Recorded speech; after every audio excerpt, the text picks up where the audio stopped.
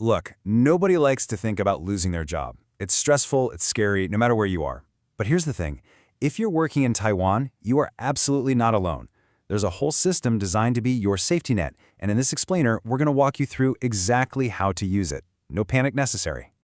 So let's just imagine it for a second. You go to work, same as any other day, and boom, you're told your job isn't there anymore. What happens in that moment? Is that it? Well, the really good news is no. There is a safety net in Taiwan specifically designed to catch you, to give you some room to breathe, and to help you get back on your feet. And we're about to break down exactly how it all works. So here's how we're going to tackle this. First, we'll introduce you to your career sidekick. That's the law itself. Then we'll figure out if you're in the club, who's covered. After that, we'll look at the 5 key benefits. We'll even follow the story of a guy we'll call Alex to see how this plays out in the real world. And finally, we'll go over the rules of the road so you know what's expected of you. All right, first up, let's meet this career sidekick. Its official name is the Employment Insurance Act. And I know, act sounds super formal, maybe a little intimidating, right? But I want you to think of this law as a supportive partner, a sidekick that's got your back when things get tough. And just so you know, we're not making this up. All of our info today comes straight from the source, Taiwan's official laws and regulations database. We're going right to the rulebook to make sure you get the real facts. You can really see what this law is all about right in Article 1. It's not just about handing out cash. Its purpose is to enhance labor skills, promote employment, and guarantee a basic living. So think of it less like a handout and more like a launch pad, something to help you sharpen your skills and get you ready for your next big thing. Okay, so this powerful sidekick sounds pretty great, right? But the next logical question is, who gets to be on the team? Let's dive into Section 2 and figure out if you're in the club. So let's get right to it. Who's in and who's out? Well, Article 5 makes it pretty clear. If you're an employed worker here in Taiwan and you're between the ages of 15 and 65, you're automatically in. That goes for Taiwanese nationals and also for foreign residents who are legally working here. Now, who's not covered? Generally, it's people who have their own systems, like civil servants or military personnel, or folks who are already retired and collecting a pension. So you've confirmed you're in the club. Awesome. Now, what do you actually get? In this next section, we're going to open up the toolkit and look at the 5 key benefits that are there to help you out. So, what's inside this toolkit? It's not just one thing. There are 5, count 'em, 5 distinct types of support.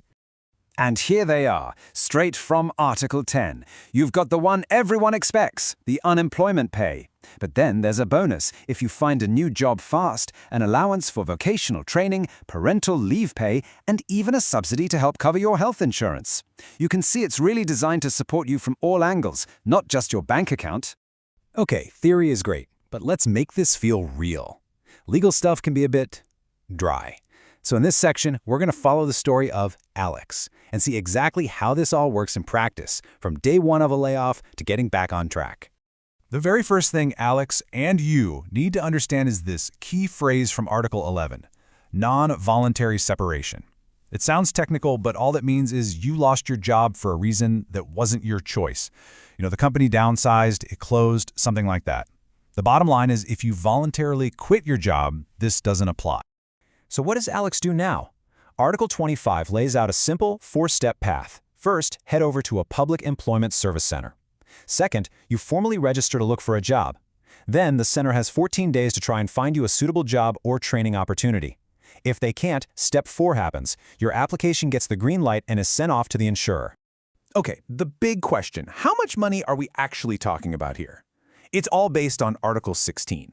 You get 60% of your average insured monthly salary from the last 6 months you were working. This support usually lasts for up to 6 months. But, and this is important, if you're over 45 or have a disability, that period can be extended out to 9 months. But wait, there's more.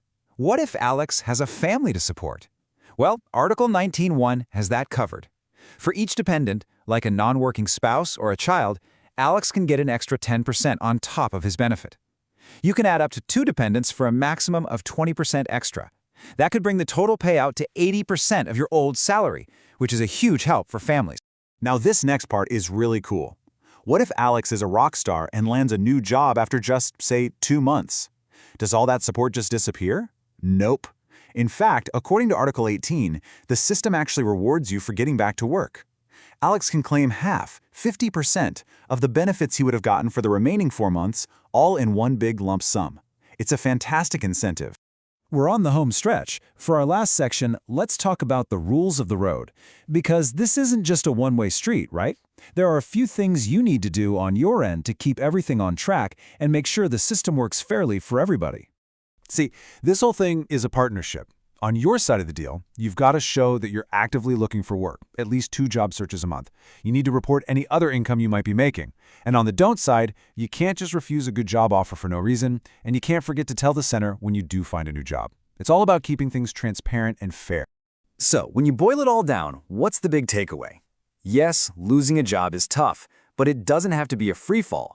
In Taiwan, this Employment Insurance Act is so much more than just a dry law. It's a really well-thought-out toolkit to help you regroup, maybe retrain, and get ready to relaunch your career.